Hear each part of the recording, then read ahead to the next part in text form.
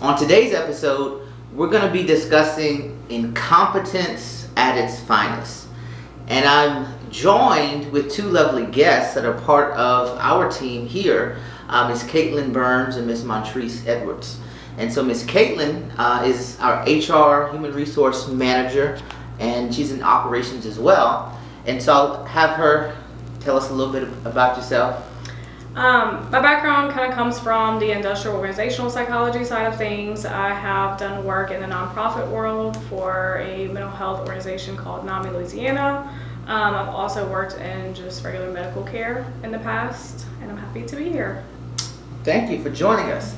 And we also have Ms. Montrice Edwards, who is our billing and revenue cycle manager. And so tell us a little bit about yourself. Hi, I'm Montrice Edwards. Like he said, I do the billing and credentialing here, and I've just enjoyed working here, and I get a chance to help different people in different sources of the company. Okay. And so today we're going to be talking about incompetence at its finest. And so first thing is, what is incompetence? And incompetence is the inability to do something, or the inability to do something successfully. So it's not having the skills or not being able to demonstrate the ability to do something sufficiently. And so we're going to talk about incompetence within the workplace, as well as, I guess, from a personal space as well. So we're going to keep it, real, raw. And so there are no professional guidelines in this conversation. So when we think about incompetence in the workplace, is there such a thing? Oh, absolutely. Think so? On a daily basis, it happens.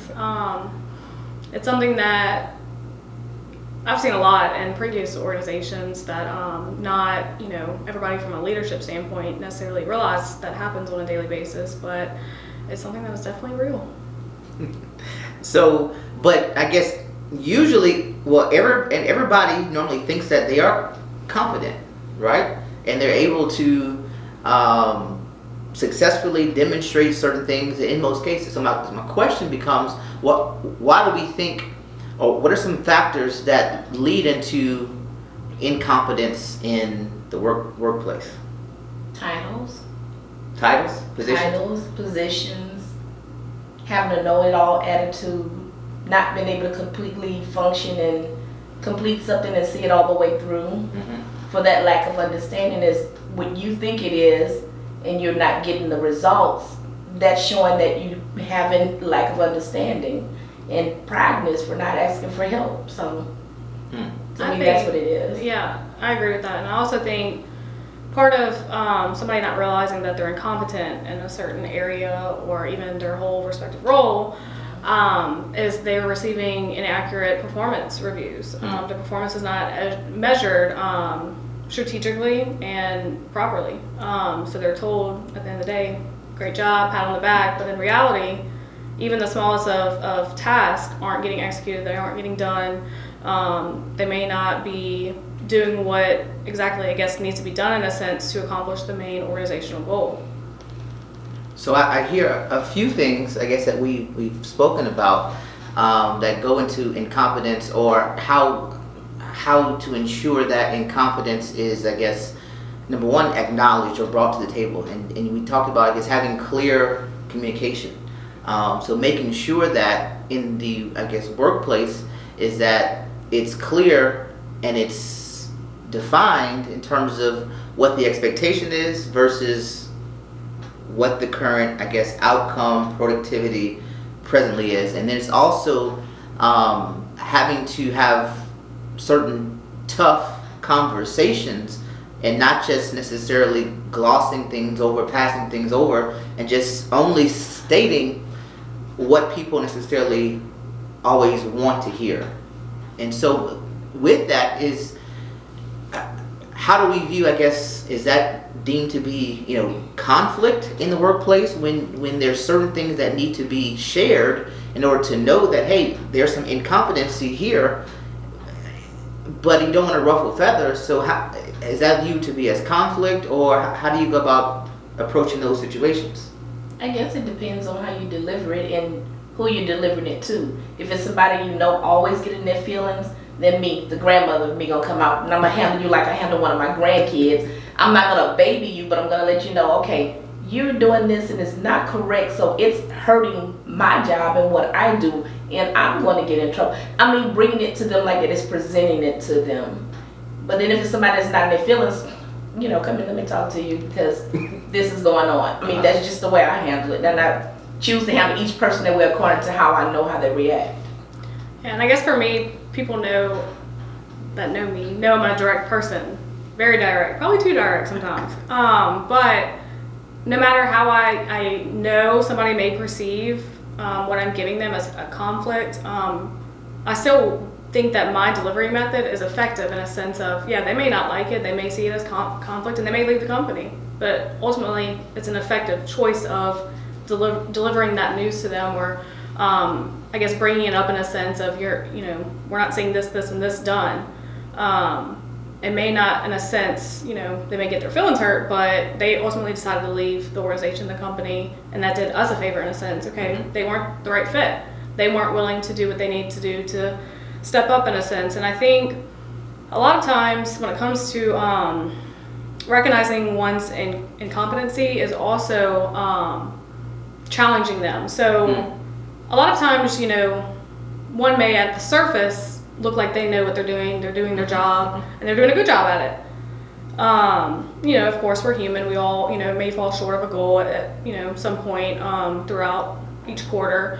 However, if you don't have a team of leaders that challenge their employees, that currently look at everything as a whole and kind of sit there and actually, dig a little deeper instead of, oh, well, I see they're getting an assessment done, or I see they're seeing this client.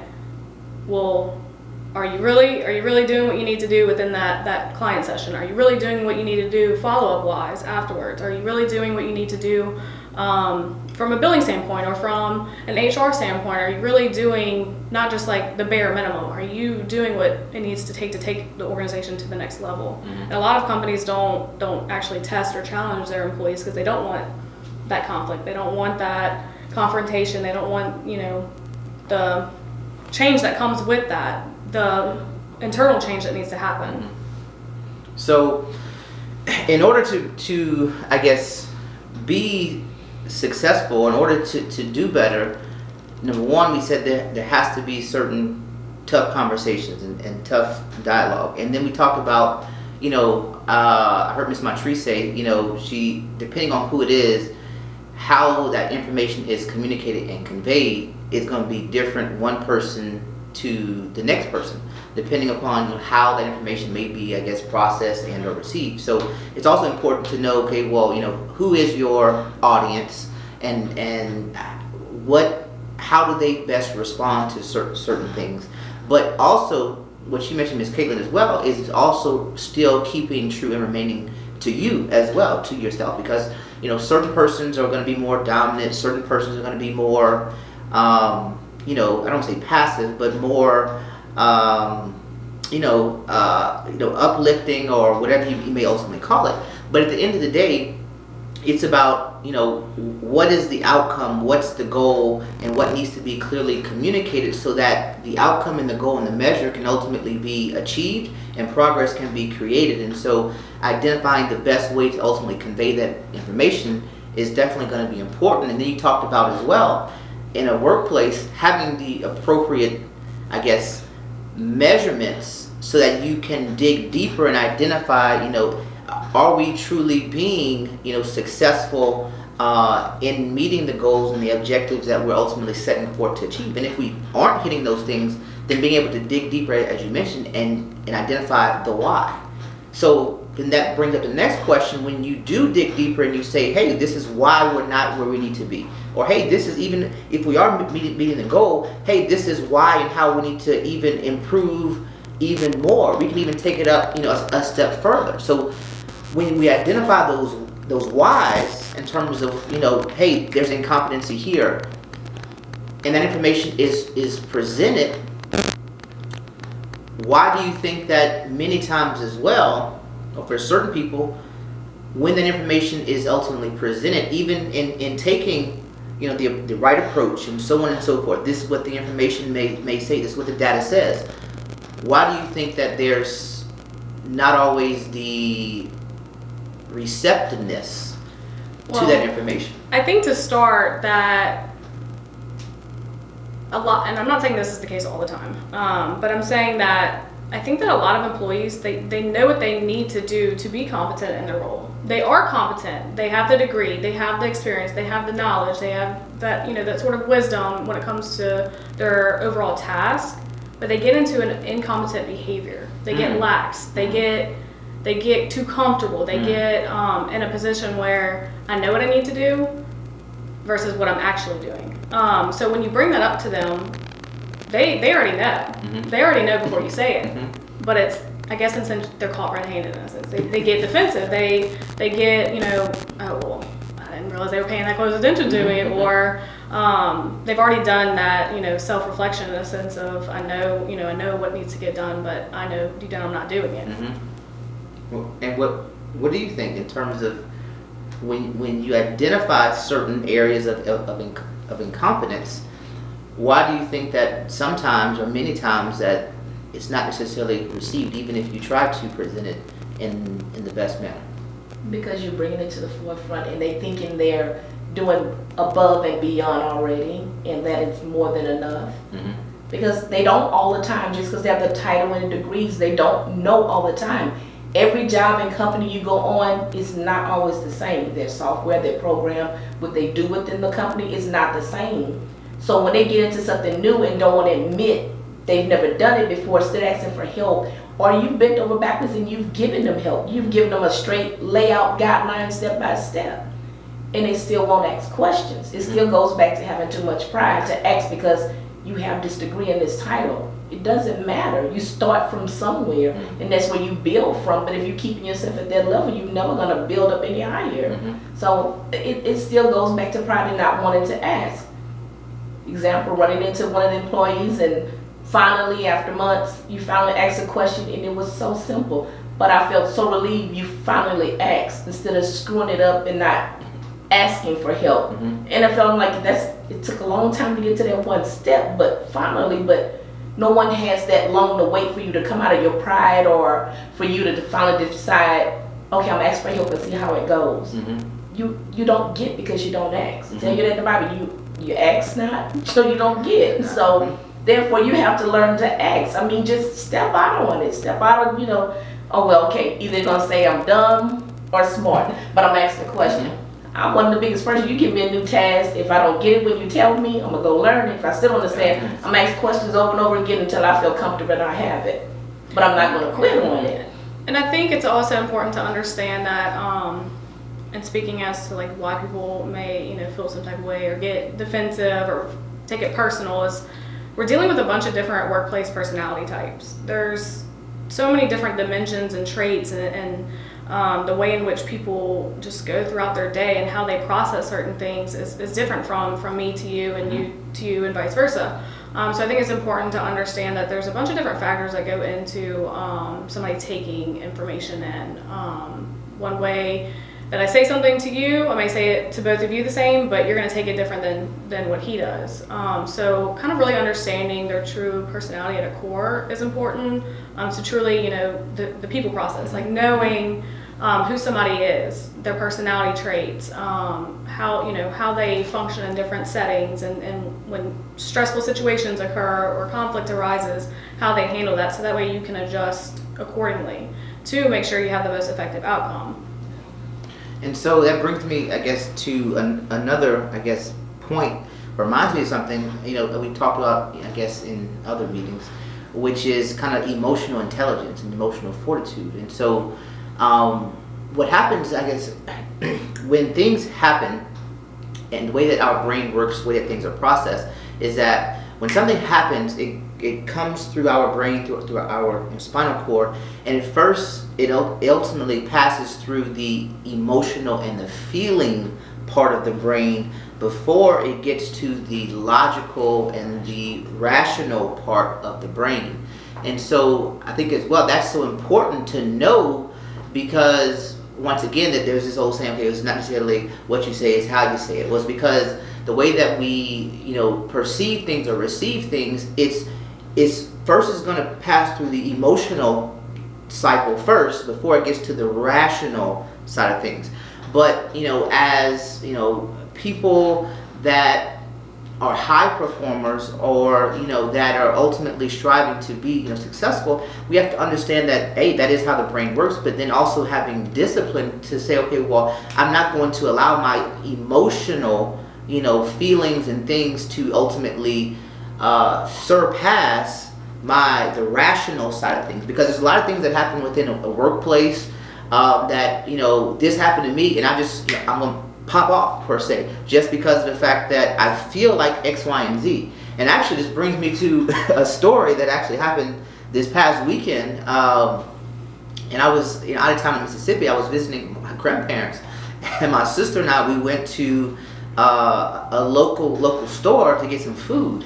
And so there was a young lady who was working, I guess, behind the counters, and she was, I guess, serving food. And so there was a customer who came in, and so I guess he sensed her attitude, and he told her that he didn't want her serving him his food. He wanted somebody else to come and basically serve him his food.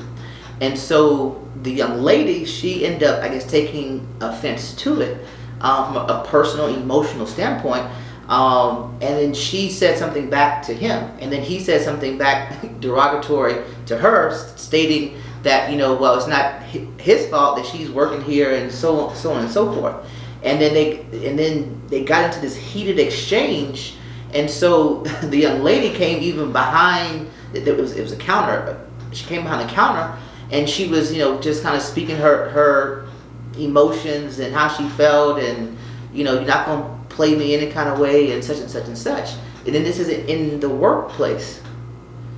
And so there you see, something was said to a certain person, but how do we react and how do we respond as well, even if it's when things that are said that true and or untrue, how do we react and how do we respond to those things ultimately kind of determines where we are, I guess, professionally, as well as our emotional intelligence and our emotional fortitude. So those are things we have to be, disciplined in being able to do. Is just because something happens, or just because information is received, am I open to receive it? And B, if it's not what I want to hear, do I just let my emotions get the best of me and not allow the rational part to take place, where I can even ask myself those questions, self-reflect to say, is what was mentioned, does it have some truth to it? Yes or no? Can I apply what was said? Yes or no? Or move on? So, but I also heard, 3 other things. Pride gets in the way of, receiving information.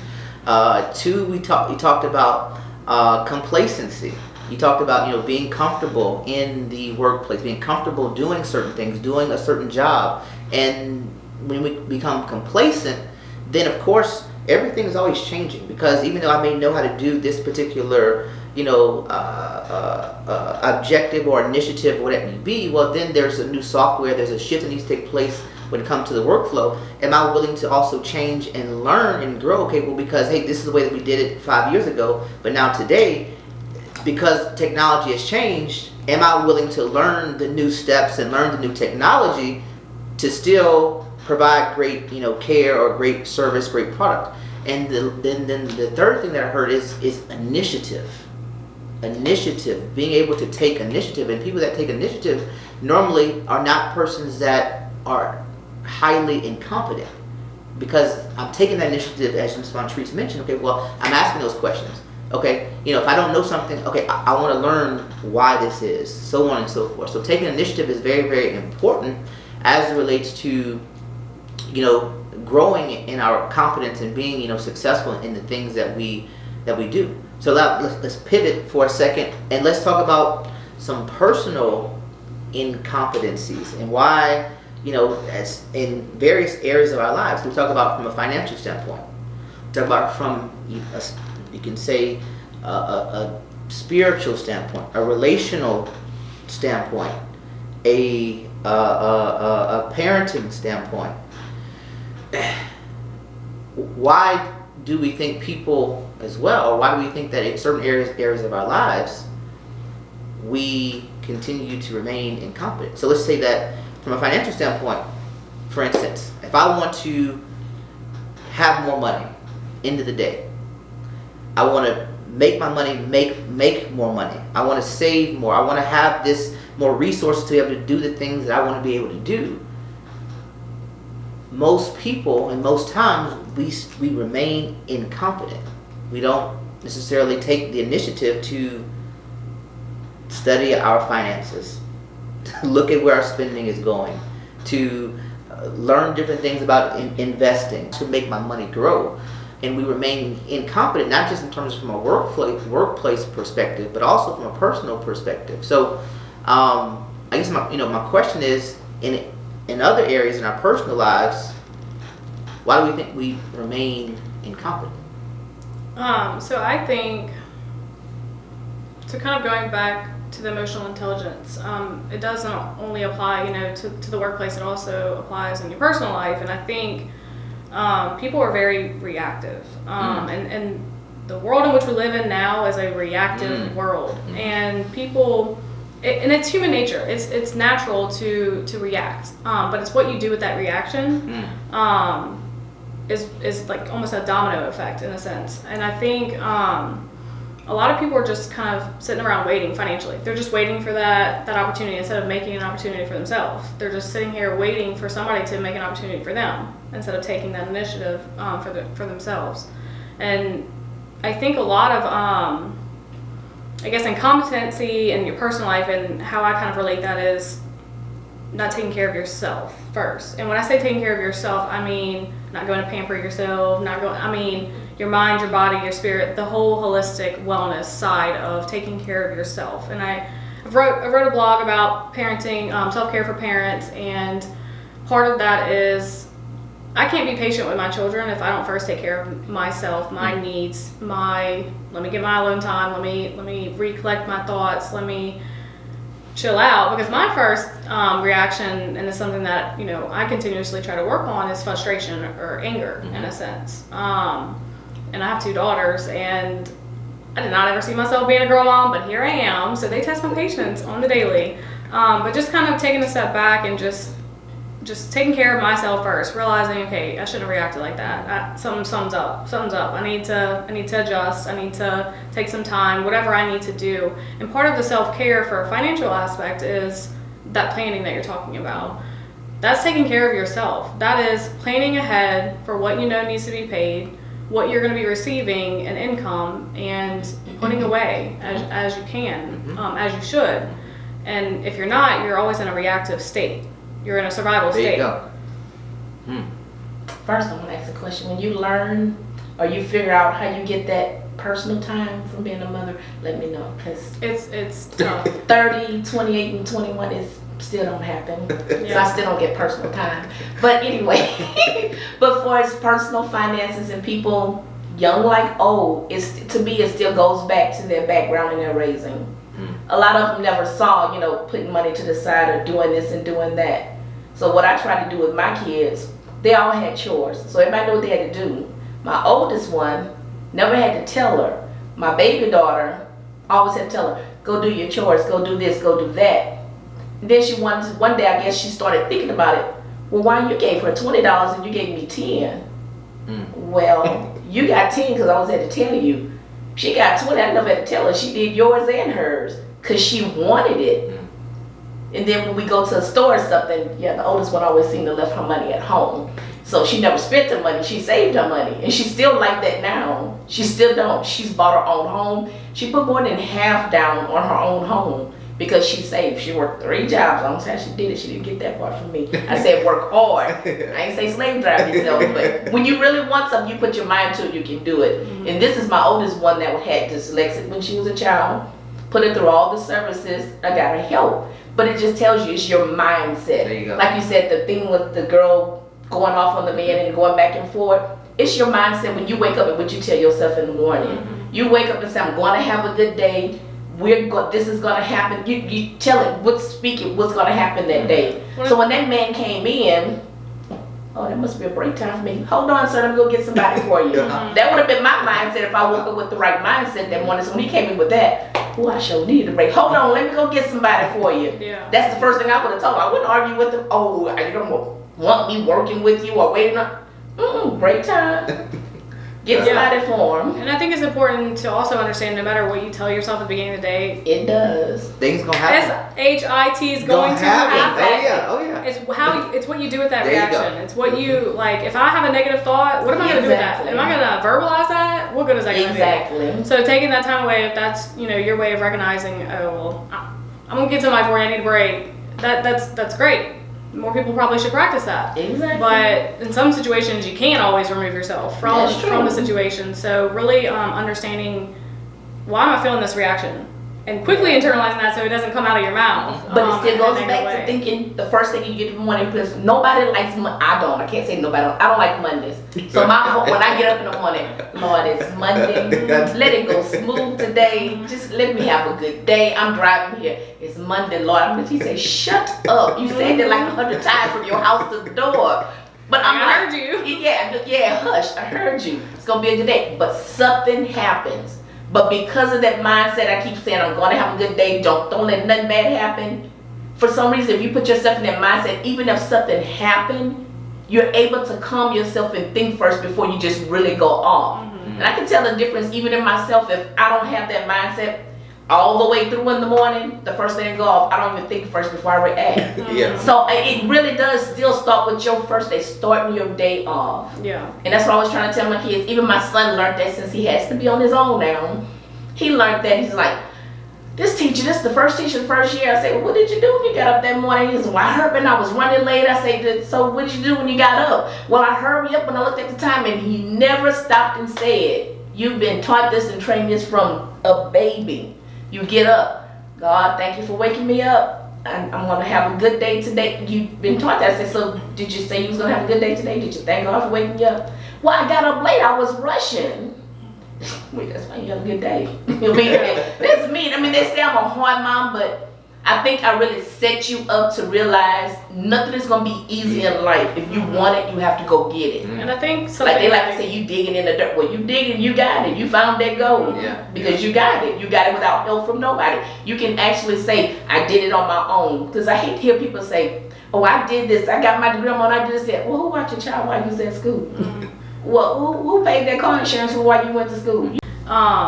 And breaking that generational curse in a sense is important, and it starts with us. Like it starts with, I'm a mom myself to my two daughters, and every parent, or even if you're not a parent, if you're a teacher, if you go to church, whoever you are, it doesn't matter who you are, but reaching that younger generation now can set them up to be successful in the next generation, and then instilling those values into them of money management and all the values that you want to instill in the next generation, then that can continue. And so it all starts with, next generation, that's a wash. No, like, let's do something about it. Like, let's teach them. Like, stop saying that. Say something to them. Show them. They don't know. You keep saying that, they're not worth nothing. They don't even do this. They don't do that. Well, did you think you might can help and tell them? My kids hate when I see kids and they doing something wrong. That's not your child. Well, evidently their mama didn't tell them, so I'm gonna be their mama today. And they're like, Mama, just leave the children alone. No, not today, because we're put here to help one another, regardless of who it is. It doesn't even matter. So I mean, I forgot. I want to say this real quick because I don't think he heard me, even though I talk a lot. I still haven't got my van back. Because I remember just talking about this. I gave a van to a lady and her child because they were sleeping out. And I'm still waiting on my van and my Winnebago God. So I still haven't got that yet. Just a reminder. Just want to throw that out there. In case they listen. Yeah, he listening, but I haven't brought that up in a while. Oh, he heard you today. I'm about to start bringing it up again. Somebody getting a boat now. I'm supposed to get a Winnebago before they got a boat. So I can start talking about it again. I hear that. So, what I hear or what I've heard is that, the change that we all want to see, it always starts with I. It always starts with self. So, we talked about some things in regards to, having that foundation. And Some persons have that foundation in terms of, being taught certain things from a personal standpoint, those values, those principles. But if you weren't taught those things, then the change that I want to see, if I don't know these things, if I'm incompetent, if I continue to remain as if, I've got to make those changes. And then once I make those changes for myself, then it's all about as well the change I want to see with the next generation and for the people that are around me. I've got to be that change. I've got to be that solution to ultimately then take the things that I have learned and plan it forward. And plant the seeds and paying it forward. And so you talked about as well, like the power of your words, speaking life, speaking things into existence. And so just in terms of, being, successful, productive, human beings, it starts with, you said, the mind. It starts with the things that we ultimately say. Everybody is going to ultimately be faced with adversity on a daily, weekly, monthly basis. People that are successful, people that are not successful. The difference is how you react and how you respond. It's not the absence of difficulties, adversity, things that come about. It's the response to it and how you react to those things that makes all the difference in terms of, am I able to be successful or am I not? Well, also, I think a lot of people, they stay in that victim stage. They stay and they're a victim to life's adversities. And they just stay there. Okay, well, what are you going to do about it? Are you going to stay feeling like that? Or are you going to do something about that? What are you going to learn from this? There may be something that you right now is not in your power, but how am I going to internalize what has made me a victim, quote unquote? Am I going to stay there? Or am I going to learn something from it? Or am I going to use what happened to help others so that they don't have to feel what I have felt? That's true. And I think that's like talking about, doing something about it, or, how we react and what we do with it is not staying in that victim stage. A lot of people, play that victim. And it's important to understand everybody goes through adversity. That's true. No one's adversity is any harder or worse than the next. We all go through different things, some spoken, some unspoken. It's important to understand that. Everybody goes through it. But it's how you kind of get out of that and get out of that adversity and what you do with it is very important. And any life.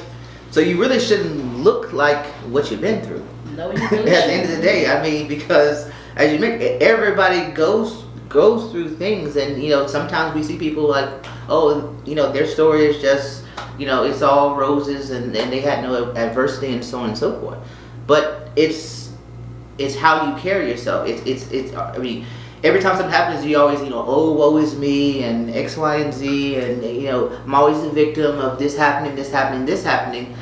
Or, am I taking the things that happen to me, understanding that if God allowed it to happen, and if I see it or respond in the right manner, then it's gonna be used for my good at the end of the day. You may not realize it now, but eventually it will. It's going that's to important be because people used think change is gonna happen right then and there. It's gonna get better right then and there. It takes time. Sometimes it don't take as long. It take as long as you make it take.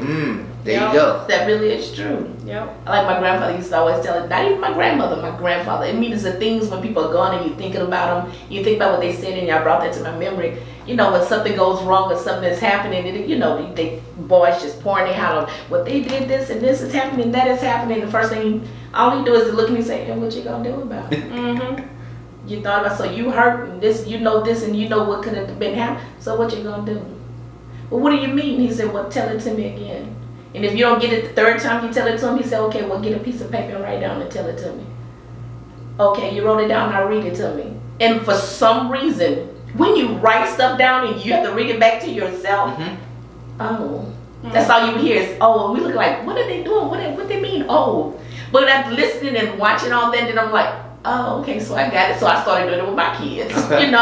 But it really does work. And they hated writing. I still got paper, but just paper and pencils, and pencil sharpeners was my best friend at my house. They had to write everything. And they still do it. Now they're doing it with their kids. But yeah, so what you gonna do about it?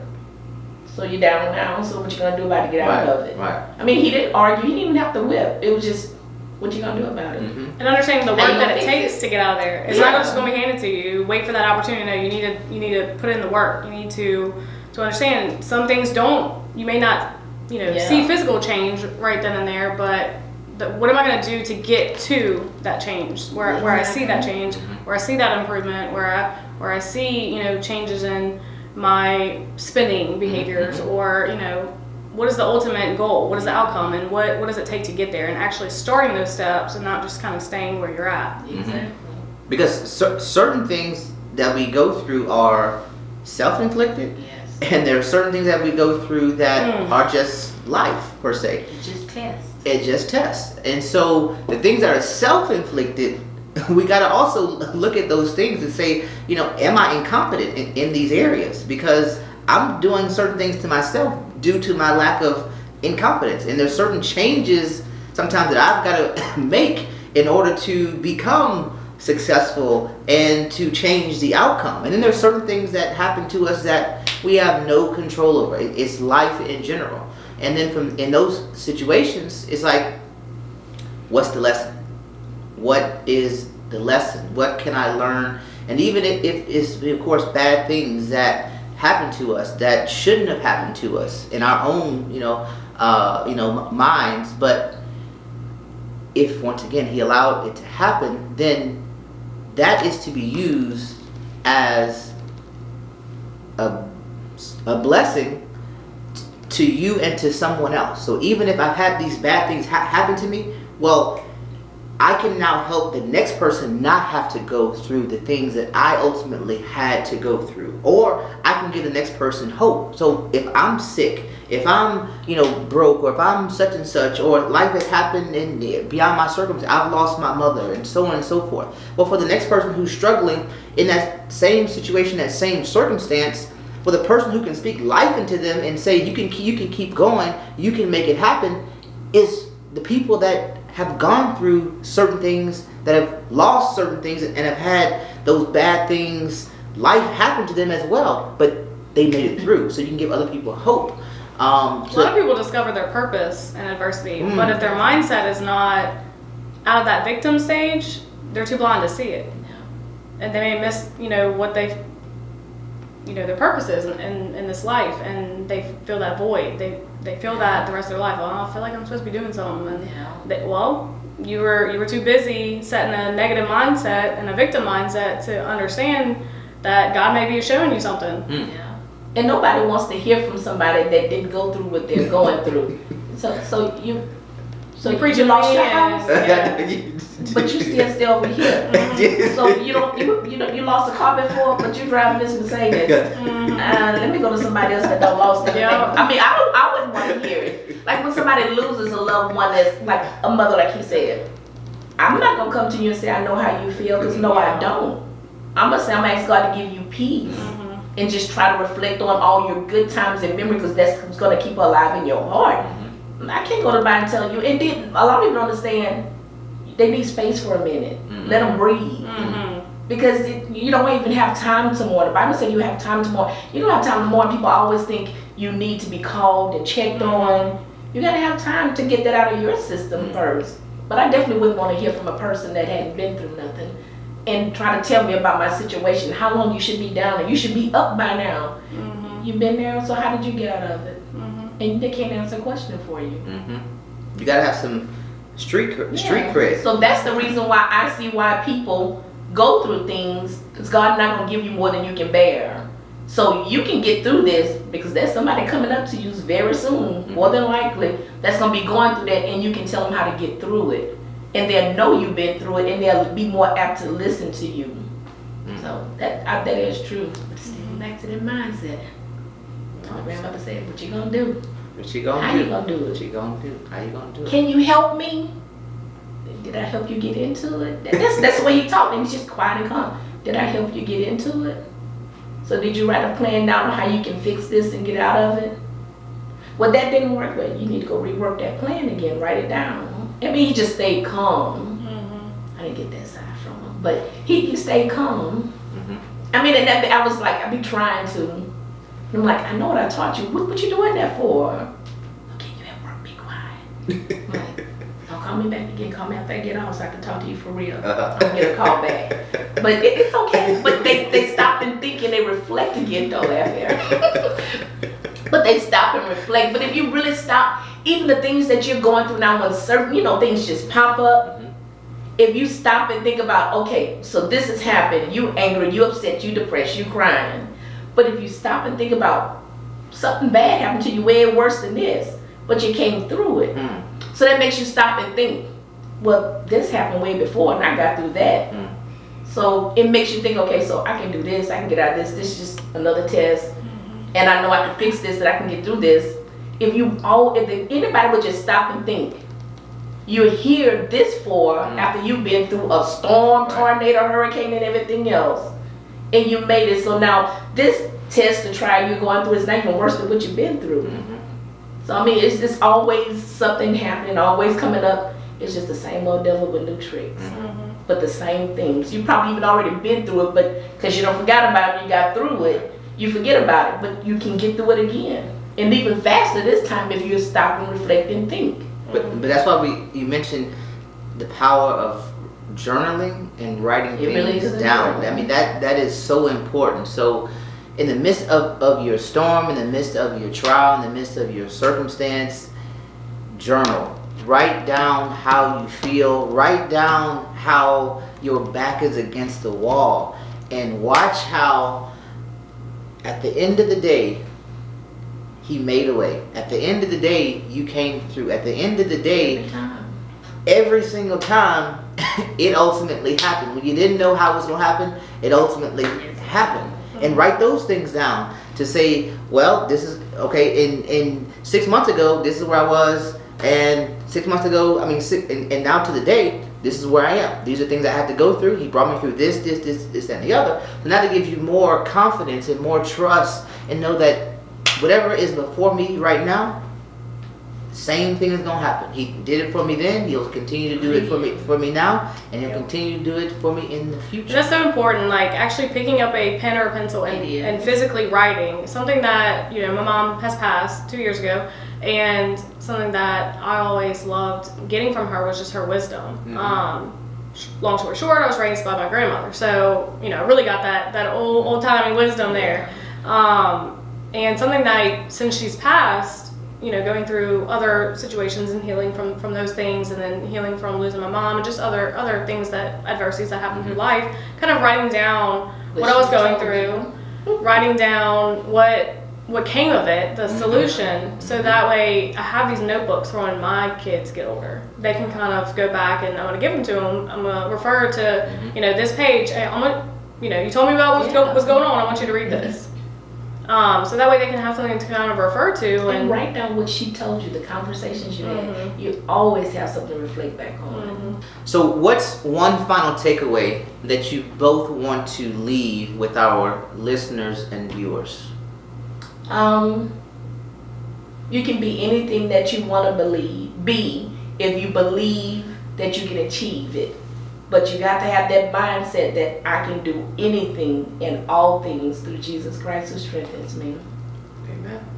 I would say in regards to incompetency in the workplace, it's important to do those self-checks on yourself. Being disciplined, you can't hold others accountable if you're not holding yourself accountable first. So, understanding that we're all here to do a job. We have a purpose. And if I'm lacking in an area, then the next person that is either under me or my processes are effective, client care or whatever the case is, if I'm lacking and incompetent in a certain area and I know that I need to do some self-reflecting. I need to fix that. I need to work on that, and truly understanding that you were hired to do a job. You know, and if you don't know, and if you feel confused, ask. Ask for some clarity on what you're supposed to be doing if you don't understand. So that way, when it comes time to measure your performance, you're not labeled as incompetent. And so my closing remarks would be, number one is to always remain open. Always remain where you can receive information, feedback. In order to grow, you always have to be open to receive. And so secondly is do some self-reflection. self-evaluation. What are some areas that I can ultimately improve in? What are some areas that I am, incompetent in? So really, being critical of yourself, not necessarily critical in a sense whereby you stay down on yourself and you're not good enough and so on and so forth, but being critical enough to say, hey, I need to make some changes. Hey, I'm not where I should be. Hey, I know I can do better. And raising the standard, for oneself, and not looking to lower the standard. Just finding ways to get by. Because talk to a lot of people, they go to work or wherever they go, and they're trying to find ways to always cut corners. Hey, I can get by just doing this, and not necessarily looking to raise the standard. And then thirdly is understanding that, as Ms. Montrice mentioned, with him all things are possible. So with him, there is no incompetency. With him, all things are possible.